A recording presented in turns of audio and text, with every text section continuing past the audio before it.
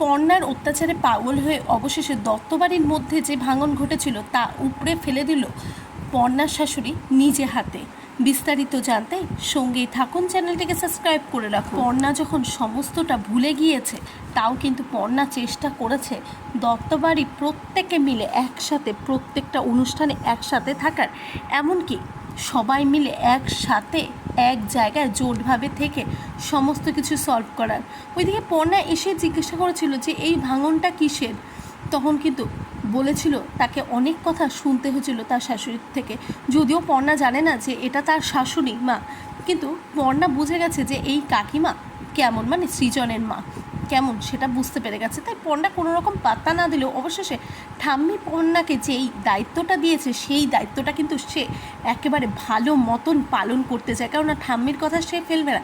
আগেও পর্ণা ঠাম্মিকে কিন্তু প্রচণ্ড ভালোবাসতো, আর এখনও পর্ণা ভুলে গেলেও ঠাম্মির প্রতি ভালোবাসা তার বিন্দুমাত্র কমেনি। ঠিক এই কারণে কিন্তু পর্ণা ঠিক করেছে যে যে কোনোভাবেই হোক না কেন এই ভাঙনটা ওঠাতেই হবে তাকে।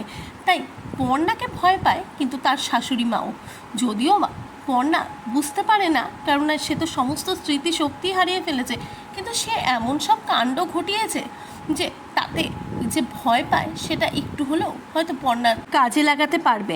ঠিক এই কারণে কিন্তু পর্ণা নিজের শাশুড়িকে ভয় দেখিয়ে ধমকিয়ে কিন্তু অবশেষে মাঝখানে যে দত্তবাড়ির মধ্যে ভাঙন ঘটিয়েছিল সেটা কিন্তু সরিয়ে দিল। অজান্তেই সে সরিয়েছে, তার কিন্তু কোনো কিছুই জানা নেই যে দত্তবাড়িতে আদৌ কী হয়েছে, কী কারণে ভাঙনটা ঘটেছে, সেটা কিন্তু কোনো কিছুই পর্ণার জানা ছিল না। কিন্তু পর্ণা তাও কিন্তু তার ঠাম্মিকে দেওয়া কথা রাখার জন্যেই সেই ভাঙনটা তার শাশুড়ি মাকে দিয়েই তুলিয়ে দেবে। অবশেষে কিন্তু দত্তবাড়ির লোক এক হয়ে যাবে পর্ণার জন্যে।